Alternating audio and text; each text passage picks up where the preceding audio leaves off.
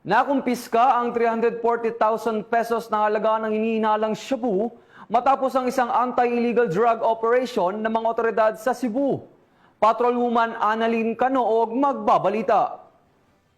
Ng mga operatiba ng Police Station 8, Cebu City Police Office ang 340K na halaga ng shabu sa sinagawang bypass operation noong 31 ng Oktubre sa taong kasalukuyan sa Barangay Pito, Cebu City. Kinilala ni Police Captain Welmer Macasling Castillo, hepe ng naturang istasyon, ang suspect na si Franklin, 38 taong gulang, residente na nabanggit na lugar. Dakong alas 3:20 ng hapon na ikinasang naturang operasyon na humantong sa pagka-aresto sa suspect at pagkasamsam ng 18 pakete na hinalang shabu na may kabuang timbang na 50 na gramo at may standard drug price na 340,000 pesos, leather na pouch at bypass money. Ang suspect ay pansamantalang nakakulong sa custodial facility ng istasyon habang nihahanda ang kaukulang kaso laban sa kanya. Patunay matagumpay ng operasyon ito sa patuloy na kampanya ng pambansang pulisya ng Pilipinas labas iligal na droga para sa kapayapaan at kaayusan ng komunidad. Mula dito sa Cebu City, ako yung PNN correspondent,